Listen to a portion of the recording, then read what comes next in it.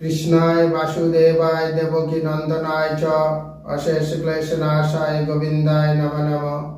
हे कृष्णा करुणा सिंधु दीनबंधु जगतपथे गोपेश गोपिका कांत राधा कांत नमस्तुते।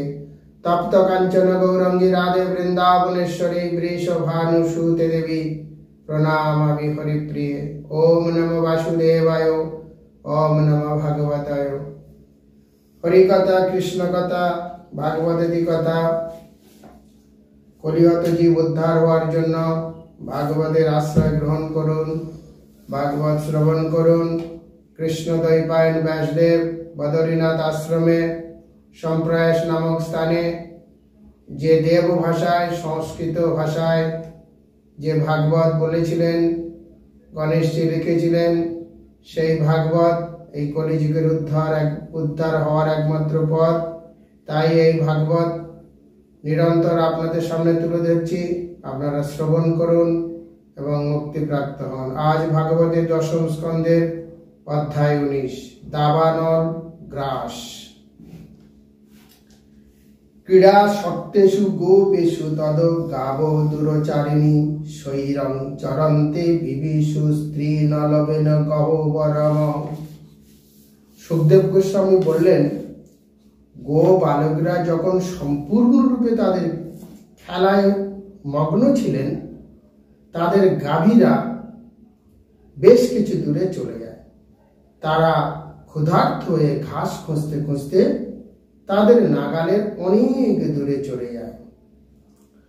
অজাগাব মহিশ্চশ্চ নির্বিশন্তি বনাদ বনম এষে কাটবিং নির্ববিষু ক্রন্দন্তে দাবতর্ষিতা। গভীর বনের এক অংশ থেকে আর এক অংশে বিচরণ করতে করতে গাভী মহিষীরা তীক্ষ্ণ বেতের দ্বারা অধিক বেড়ে ওঠা একটি অঞ্চলে প্রবেশ করেছিল।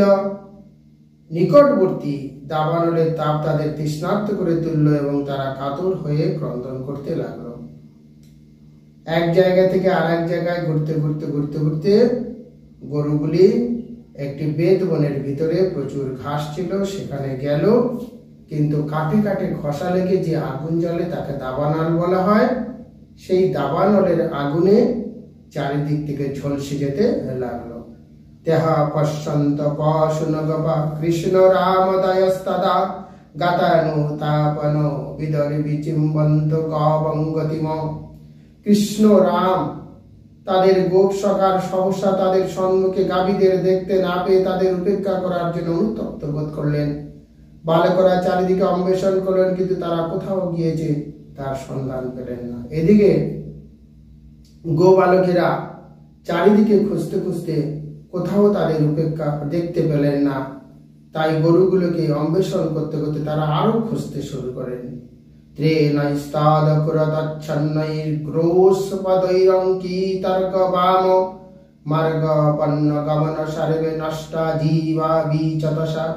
তখন বালকেরা গাভীদের পায়ের খুরের ছাপ, তাদের খুর দ্বারা ছিন্ন লতা পাতা ছেঁড়া, এই করতে করতে সমস্ত গোবালকেরা অত্যন্ত উদ্বিগ্ন হয়ে উঠেছিলেন, কারণ তাদের জীবিকার উৎস তারা হারিয়ে ফেলেছেন। তাই তারা আজকের পায়ের খাঁজ এবং যেখানে লতা পাতা ছেঁড়া আছে সেই পথ ধরে তারা চলেছে, কারণ তাদের গরুই একমাত্র তাদের জীবিকা, সেটা তারা আজকে হারিয়ে ফেলেছে। মুঞ্জাটাবং ভ্রষ্ট মার্গং ক্রন্দমানং সগধরম সম্প্রাপ্য তৃষিতা সন্তস্তন্তে সংনাবর্তায়ন। মুঙ্গা অরণ্যের মধ্যে অবশেষে গোপালকরা তাদের মূল্যবান গাভীদের খুঁজে পেলেন। মুঞ্জা বলে একটা জঙ্গল, সেই জঙ্গলের মধ্যে তাদের গাভীদের খুঁজে পেলেন, যারা তাদের পথ হারিয়ে ক্রন্দন করছিল। তারপর তৃষ্ণার্ত পরিশ্রান্ত বালকেরা গৃহে ফেরার পথের দিকে গাভীদের চারণ করলেন। যাও গরুগুলো খুঁজে পেলেন, পেয়ে তারা তাদের আগিয়ে আসছে তাদের ফেরার পথে। তা আহুত ভগবত মেঘ গম্ভীরায়া গিরা শানমনং নিন্দাদং সত্য প্রতিনেদু প্রহর্ষিতা। পরমেশ্বর ভগবান জলদ গম্ভীর স্বরে পশুদের আহ্বান করলেন। তাদের নিজ নিজ নামের শব্দ শ্রবণ করে গাভীরা অত্যন্ত আনন্দিত উত্তর করে ভগবানকে সাড়া দিলেন। পরমেশ্বর ভগবান জল গম্ভীর স্বরে, অর্থাৎ আকাশে মেঘ যেমন খুব জোরে ডাকে তেমনি ভাবে ভগবান চিৎকার করেছেন, গরুগুলো সাড়া দিয়েছেন এবং আনন্দিত হয়ে ভগবানের ডাকে সাড়া দিয়েছেন।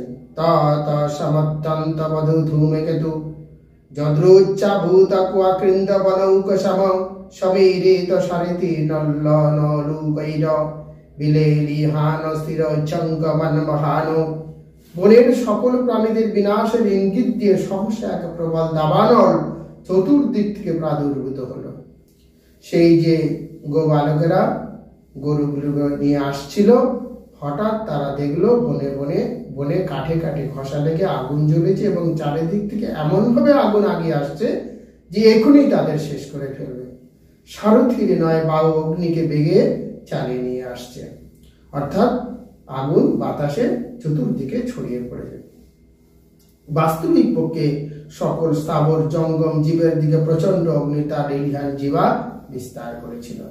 তা মাতা তন্তাং পালিত দাবাগ্নি গোপাশ্চ গাব প্রসবিক্ষ ভীতা উচ্চ কৃষ্ণং সবলং প্রপন্না যথা বরিং মৃত্যু ভয়ার্দিতা জনা। যেই মাত্র গাবি গোবালকরা চতুর্দিক থেকে আক্রমণের উদ্যত রাবণর স্থির দৃষ্টিতে দর্শন করলেন, তৎক্ষণাৎ তারা ভীতগ্রস্ত হলেন। যখনই গোবালকরা চারিদিকে দেখলেন আগুন ছুটে আসছে, তখনই তারা ভয় পেলেন। মৃত্যুর ভয়ে কাতর হয়ে মানুষরা যেমন পরমেশ্বর ভগবানের শরণাগত হয়, তেমনি বালকেরা তখন আশ্রয়ের জন্য কৃষ্ণ বলরামের সমীপর্তিত হলেন। তখন বালকেরা তাদের এভাবে সম্বোধন করে বললেন। তখন মানুষ যখন ভয় পায়, আমরা তো প্রত্যেকটা মানুষ যখন ভয় পাই, ভগবানকে আমরা কোনোদিন দেখিনি, কিন্তু আমরা সেই ভগবানের উপরে নির্ভর করি, তখনই বলি ভগবান আমায় বাঁচাও।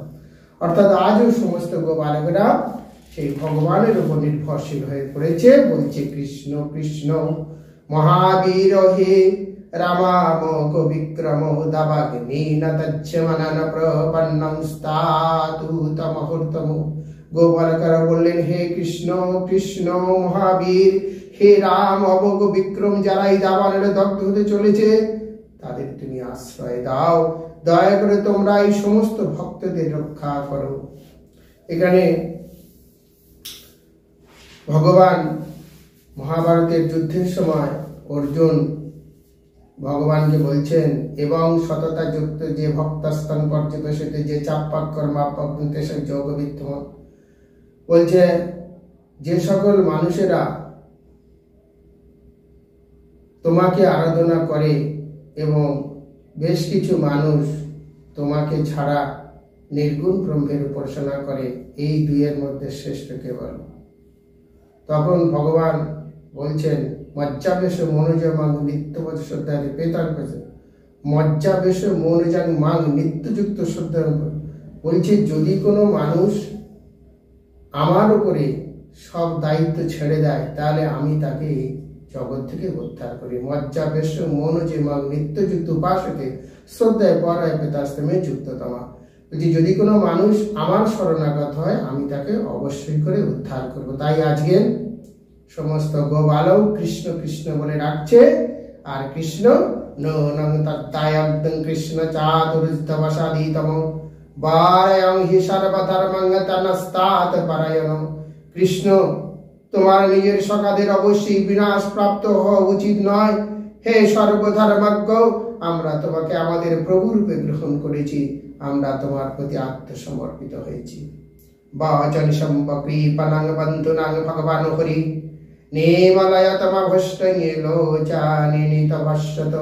শিল সুখদেব গোস্বামী বললেন, তার সখাদের কাছ থেকে এরূপ করুণ বাক্য শ্রবণ করে পরমেশ্বর ভগবান শ্রীকৃষ্ণ তাদের বললেন, কেবল তোমাদের চোখ দুটি বন্ধ করো এবং তোমরা ভয় পেও না।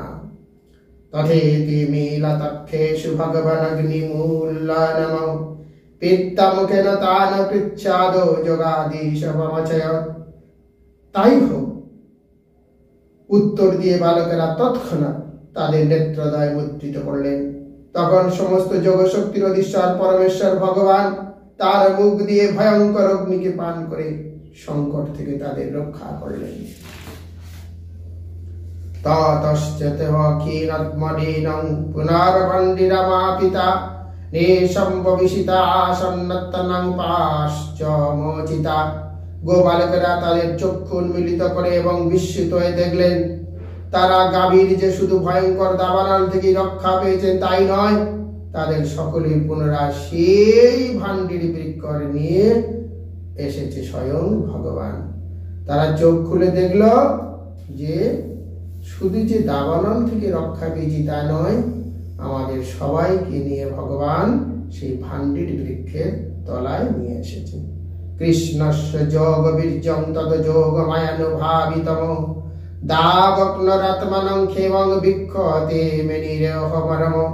গোপালকেরা যখন দেখলেন যে ভগবানের অন্তরজ্ঞা শক্তি দ্বারা প্রকাশিত, তার যোগ শক্তি দ্বারা তারা দাবানল থেকে রক্ষা পেয়েছে, তারা মনে করতে লাগলেন যে কৃষ্ণই একমাত্র আমাদের দেবতা। কৃষ্ণ দেবতা না হলে এমন কিছু হতে পারে না। বৃন্দাবনে গোপালকেরা কৃষ্ণকে তাদের একমাত্র সখা ও ভক্তির বিশেষ রূপই কেবল ভালোবাসতেন। তাদের এই ভাব বর্ষিত করার উদ্দেশ্যে কৃষ্ণ তাদের যোগশক্তি দর্শন করে ভয়ঙ্কর দাবানল থেকে তাদের রক্ষা করেছিলেন। গোপালকেরা কখনোই কৃষ্ণের সঙ্গে তাদের প্রেমময়ী সখ্য বা পরিত্যাগ করেন না। তাই কৃষ্ণকে ভগবান বিবেচনা করার চেয়ে তার অদ্ভুত শক্তি দর্শন করে তারা ভেবেছিলেন যে সম্ভবত তিনি একজন দেবতা, কিন্তু যেহেতু শ্রী কৃষ্ণ ছিলেন তাদের প্রিয়তম সখা, তাই তারা তার মনের স্তরেই ছিলেন। আর এভাবেই তারা ভেবেছিলেন যে তারা নিজেরাও নিশ্চয়ই দেবতা। এভাবেই কৃষ্ণেরা গোপালক সখারা ভাবে অভিভূত হয়ে পড়েছিল। গা সন্নিবর্ত সায়ন্য সহ রমা জনার্দন বেনং বিরানায়ন কষ্টমাগদ গোপৈরভিষ্টুতা। সায়ন্যে বলরামের সঙ্গে শ্রীকৃষ্ণ গাভীদের নিয়ে গৃহের দিকে ফিরেছিলেন। সন্ধ্যা হবে, অর্থাৎ সন্ধ্যার কাছাকাছি সবাই মিলে গাভীগুলোকে নিয়ে যে যার বাড়িতে ফিরে এলেন। তার বাঁশিটি বিশেষভাবে বাজতে এলো। কৃষ্ণ তার মহিমা কীর্তনকারী গোপসখদের সঙ্গে গোষ্ঠী ফিরে এলেন। গোপীনাং পরমানন্দ আশিদ গোবিন্দ দর্শনে খানং যুগ শতমী বচস্বন জনো বীন ভবত। যেহেতু গোপীদের নিকট গোবিন্দের সঙ্গে ব্যতীত ক্ষণকাল ও শতযুগের মতো মনে হতো, তাই থেকে গৃহে আসতে দেখে যুবতী গোপীগণ পরম আনন্দ লাভ করেছিলেন। যখন ভগবান সকালবেলা গোবালকদের সঙ্গে চলে যেত, যত যুবতী গোপীগণ থাকত, তারা মনে মনে করত যে তিনি চলে গিয়েছেন, সন্ধ্যায় ফিরবেন। এই যে ক্ষণকাল, তাদের মনে হতো যেন শতযুগ। অর্থাৎ কৃষ্ণ ছাড়া তাদের জীবন অতিবাহিত হতো না। কৃষ্ণ প্রাণ, কৃষ্ণ মন, কৃষ্ণ ধন। তাই জ্বলন্ত দাবানল থেকে গোপালকদের রক্ষা করার পর শ্রীকৃষ্ণ তার জ্বলন্ত বিরহের অগ্নি থেকে গোপীদের রক্ষা করেছিলেন। শ্রীমতী রাধারানী প্রমুখ গোপীগণের কৃষ্ণের প্রতি পরম প্রেম হেতু তার একটা মুহূর্তের বিরহ তাদের কাছে লক্ষ লক্ষ বছর বলে মনে হতো। গোপীগণ ভগবানের সর্বোত্তম ভক্ত এবং কৃষ্ণের সঙ্গে তাদের অপ্রাত লীলাসমূহ এই গ্রন্থে বর্ণনা করা হয়েছে। ইতি শ্রীমদ্ভগবত দশম স্কন্ধে দাবানল গ্রাস নামক 49 অধ্যায় কৃষ্ণ কৃপাশ্রী মিত্রশীল অভয় চরণাবিন্দ ভক্তি বেদান্ত স্বামী প্রভুপাদের দিনহীন দাস বৃন্দকৃত তাৎপর্য সমাপ্ত হল। হরে কৃষ্ণ। হে সনাতন হিন্দু ভাইরা, ভাগবত শ্রবণ করো, কৃষ্ণ প্রাণ, কৃষ্ণ মন, কৃষ্ণ ধন করো, কৃষ্ণকে সেবা দাও, কৃষ্ণের মধ্যেই অন্তর নিমজ্জিত করো। কৃষ্ণ ছাড়া গতি নাই। কারণ ভগবান অর্জুন ভগবানকে প্রশ্ন করেছে, প্রকৃতি পুরুষ বিভাগ যুগে প্রকৃতি পুরুষং চৈব ক্ষেত্রং ক্ষেত্রগমেব চৈতন্যং বেদিতুমিচ্ছামি জ্ঞানং জ্ঞানং চ কেশব। অর্জুন ভগবানকে প্রশ্ন করছে, ক্ষেত্র কি, অধিদেব কি? ভগবান বলছেন, ইদং শরীর কৌন্ত ক্ষেত্রগত বিজয়তে তত্ত্বপ্রাউ ক্ষেত্র ইতি তদ্দিন। এই দেহটা হচ্ছে কি ক্ষেত্র, আর দেহ সম্পর্কে যে জানে তিনি ক্ষেত্র। এই দেহ মদাকাসক্ত হতে পারে, সেই দেহটা হলো অজ্ঞ দেহ। যে দেহটা মদ খেলে পাপ হয় মদ খেলে শরীর খারাপ হয়, সেই দেহটা জ্ঞানী দেহ। আবার যে দেহটা চরিত্রহীনতায় পৌঁছে যায়, দেহটা অজ্ঞ দেহ। আবার দেহটা মনে করে চরিত্রহীন পাপ, তখন থেকে বিজ্ঞ দেহ। তেমনি ভাবে ভগবান বলছেন, দেহী যখন দেহ সম্পর্কে জ্ঞান রাখতে পারে, দেহকে ঠিক ঠিক পরিচালনা করতে পারে, তখন তিনি দেহী হয়। অর্থাৎ জমি যে চাষ করে সেই ক্ষেত্রজ্ঞ, ক্ষেত্রের মালিককে বলা হয় ক্ষেত্রজ্ঞ। তাই দেহটাকে পেয়েছি, আর কবে পাবো জানি না, হয়তো পাবো, না হয়তো পাবো না, কিন্তু যতটুকু সময় আছে, যে বয়সে আছি, 70, 80, 60, 50 যে বয়সে আছি, এখন থেকেও আমরা উদ্ধার হয়ে যেতে পারি ভাগবত শ্রবণ করে। হরে কৃষ্ণ। আপনারা ভাগবত শ্রবণ করুন, মুক্তি পান।